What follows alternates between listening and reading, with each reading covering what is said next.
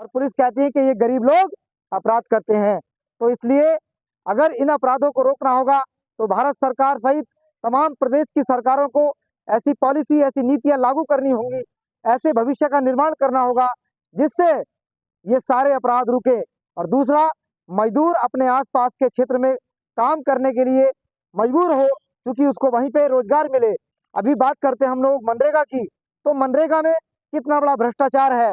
मनरेगा में भ्रष्टाचार है, ग्राम प्रधान मिलकर के और सेक्रेटरी मिलकर के और जो पंचायत जो रोजगार सेवक है, पंचायत मित्र कह दो, रोजगार पंचायत मित्र नहीं बल्कि रोजगार सेवक, तीनों मिलकर के उन लोगों के खाते खुलवाते हैं जो लोग जमीन पर काम नहीं करते हैं। और जो लोग जमीन पर काम करते हैं मनरेगा में, उनके खाते में पैसे नहीं आते हैं, बल्कि उनके खाते में पैसे आ जाते हैं जो काम नहीं करते हैं। और प्रधान के और रोजगार सेवक के जो चमचे हैं, दलाल हैं, वो उनसे बोल देते हैं कि पैसे निकाल करके हमें दो। तो इस वाले जो भ्रष्टाचार को रोकने के लिए मतलब कठोर कानूनी कार्रवाई और खास नीतियां बनाई जाएंगी। और दूसरा, जो मनरेगा में काम करने वाले मजदूर हैं, उनके लिए, उनकी हाजिरी के लिए जीपीएस सिस्टम का प्रबंध किया जाए, ताकि हर गांव में हाजिरी अटेंडेंस जो लगे वो जीपीएस सिस्टम से लगे। और उसके बाद ऐसे लोग, जो लोग मनरेगा में काम करते हैं, तो 100 दिन का रोजगार नहीं चाहिए। बेइंतहा बेरोजगारी है। तो मनरेगा, जो महात्मा गांधी जो रोजगार ये निर्माण योजना तैयार हुई थी, उसके तहत आज पूरे देश के लोगों को, मजदूरों को, हमारी मांग है 300 दिन का रोजगार। कितने?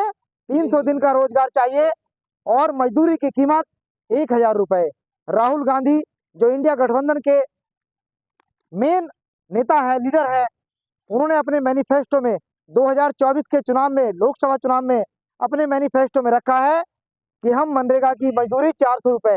तो हम उनसे बता देना चाहते हैं, 400 रुपए में ना तो पेट पल पाएगा बच्चों का, परिवारों का, और ना शिक्षा होगी, ना उनके बीमारी का इलाज होगा, और ना बेहतर उनका परिवार, जीविका उनकी बेहतर हो पाएगी, और ना उनका जीवन स्टैंडर्ड एक स्तर से ऊपर उठ पाएगा। इसलिए 400 रुपए नहीं, बल्कि 1000 रुपए मजदूरी होनी चाहिए। और दूसरा, उनके बच्चों की उच्च शिक्षा के लिए बिना गारंटी के लोन होना चाहिए। दूसरा, सरकारों को, उत्तर प्रदेश सरकार सहित और देश के तमाम तमाम राज्यों में और भारत सरकार को ये तय करना होगा कि प्रत्येक वर्ष अपनी रिपोर्ट जारी करनी होगी कि हमने 2024 में, 2025 में, 2023 में कितने मजदूरों को मजदूरी से बाहर निकाला है। और इसके लिए एक कार्रवाई है, एक कानून, एक नीति बनाई जाएगी। क्या नीति है?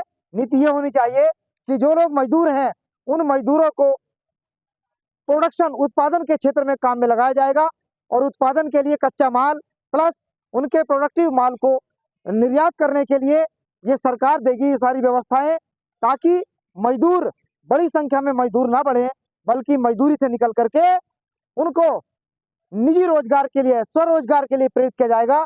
और ये पॉलिसी भारत सरकार और प्रदेश सरकारों की होनी चाहिए। तो साथियों, आज इस देश में जिस तरह से मजदूर त्राही त्राही कर रहा है, तमाम खाने की चीजें महंगी हो गई हैं, गैस सिलेंडर की बात करें तो सारी पार्टी, सारे संगठन कर रहे हैं, लेकिन जहां तक मजदूर की बात है, मजदूर आज सिसक रहा है, पीड़ित है, शोषित है। उसके लिए 2 जून की रोटी का इंतजाम करना बहुत मुश्किल हो रहा है।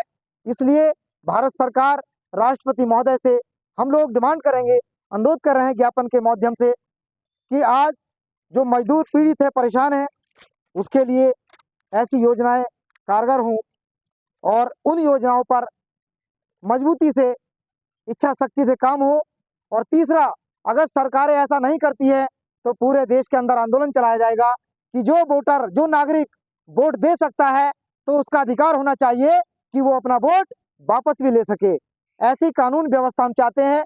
ऐसे पॉलिसी मेकिंग, निर्माण कार्य में हम लोग ऐसे लोगों को सराहेंगे, जो लोग इस देश के नागरिकों को, वोटरों को सिर्फ यूज करके फेंक देते हैं।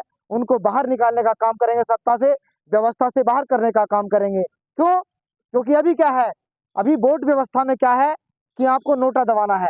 नोटा दबाने का कार्यक्रम बंद करना होगा, बल्कि कार्यक्रम शुरू करना होगा, एक कानून बनाना होगा कि जो व्यक्ति, जो सांसद, जो पार्लियामेंट सदस्य या जो विधायक समाज के क्षेत्र के विकास में काम में नहीं लगा है, उसको कैसे वापस लिया जाए, उसके लिए एक ही उपाय करना होगा कि जो वोट दे सकता है वो वोट वापस लिया जाए।